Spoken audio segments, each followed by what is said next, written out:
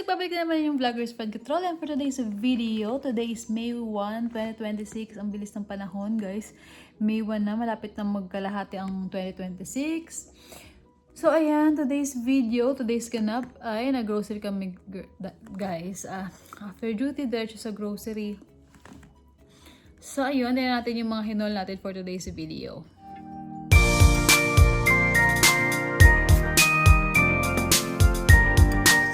Like sa mga previous vlogs natin, guys, post na ko na lang kung magkano na yung mga magkano na yung mga presyuhan dito ng mga grocery sa Costco, guys, dito sa amin sa North Carolina.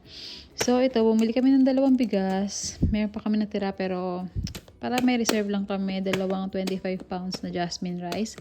Dito ko na lang post yung kung magkano yung mga prices niya. Then bumili ulit kami ng panibagong 6-piece na king size na bed sheets kasi nga yung mga previous namin nabili yata is more on mga pang malamig, pang winter ganyan. So ito siya, hindi masyadong winter, basta hindi siya yung mga pang makapalan. Then ito si Lupi, kumuha siya netong, ewan ko, nakita niya ata siya kay Pikachu. Ay, Pikachu ba yan? Ayan, Pokemon. So ayan, rice and corn puffs na cheddar. Then ito, kumuha kami netong tawag dito, itong pampabango dito sa bahay. Ito yung gamit namin, Airwick. Ayan, Airwick. Gusto ko yung neto, yung amoy ng white kesa dito sa lavender. Pero since nakapack na siya, ayan, kinuha na lang din namin. Ayan, silip-silip ka na naman dyan. Anong gusto mo? Nakikinig lang ako. Tapos, kumuha kami nito Kiat orange, guys, para meron kaming fruits. Kumuha rin kami ng banana. Ito murayta lang to, para nasa $1 lang yata to kanina. Yun yung nakita ko doon, pero hindi ko alam kung magkano. Tinan ko na lang sa sa app ng Costco. Then grapes, kumuha rin kami, favorite ng mga bata.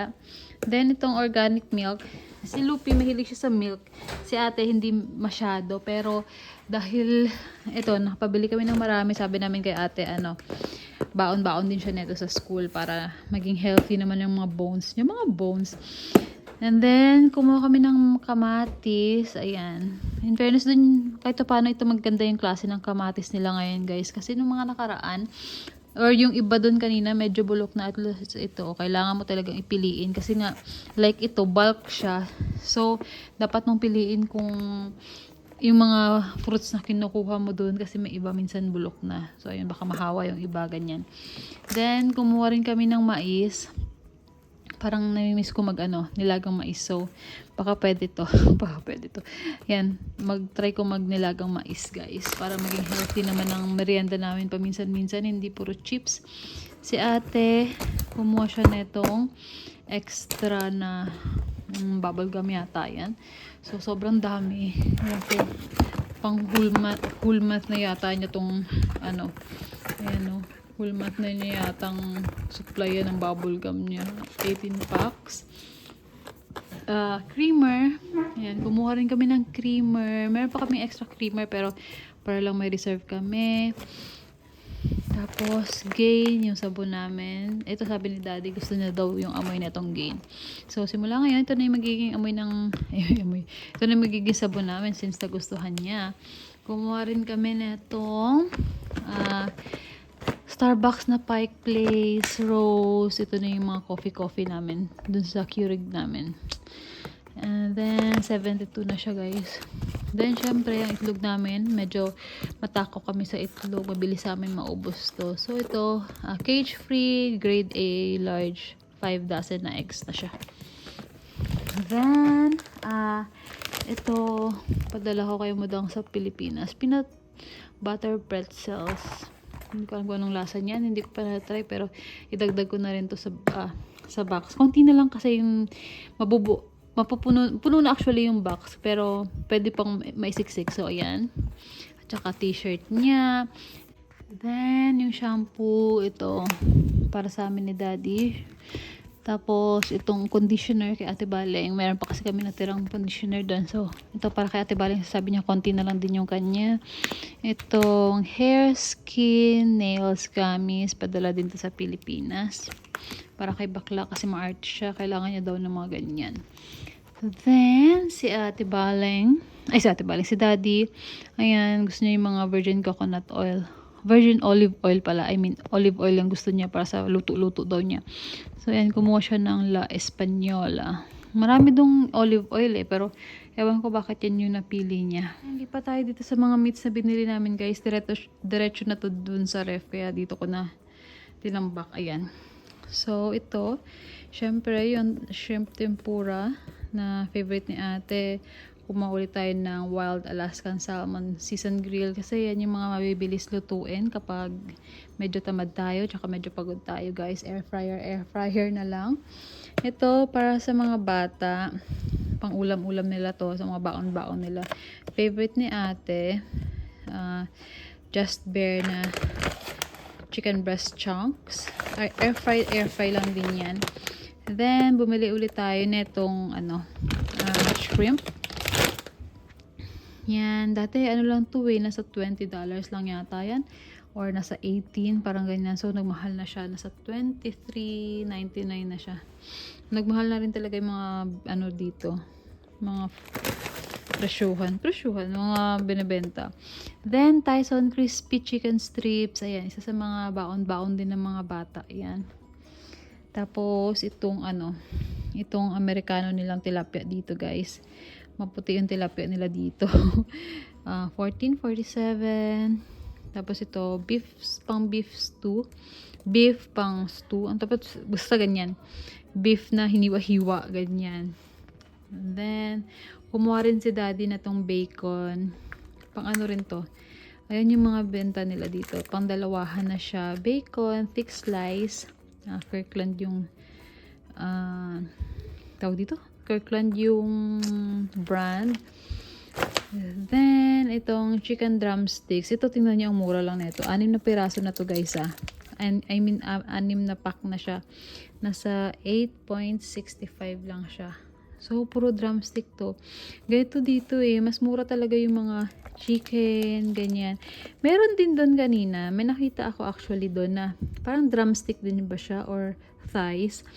Pero organic, yun yung medyo mahal. Pero ito, fresh chicken drumsticks na nakalagay.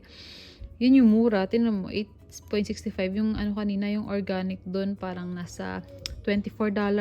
Yung isang pack na, na isang pack. Ewan ko anong mga difference nila. Then, ito din. Ito rin nga, nakalagay dito. Fresh din naman to, pero chicken wings. 23.44. 6 din siya. Puro party wings naman. Ito yung lagi naming binibili, yung party wings. Kasi, mabilis i-bready, lagyan ng breading, ganyan, prito-prito. Ito yung mga sabaon-baon din namin minsan, ganyan. So, ayan. Hindi ko alam anong pinagkakaiba nila. Fresh din to. Ito fresh din. Hindi ko alam kung paano nila pinipresyon yung mga manok nila dito. Pareho lang naman. Ewan ko ba? Anong pinagkaiba? So, ayun. Then, dito is, ano ba to? 11.27 pork loin. Tenderloin. Pork tenderloin. So, 2 ng hiwa. At saka yung ating, tawag dito, pork belly. Ito, medyo mahal lang siya. 50.31. Ganun talaga yung presyuhan niya dito, yung mga pork belly. Kasi tinan niyo naman, sobrang laki niya, guys. 1, 2, 2 tangkal. Mga almost 2.5 tangkal ko. Yan. Yung pork belly. So, ayun nga. Nasa 50.31. Ganon. And then, yung last natin na item, guys, is meron na din ditong pork chops naman.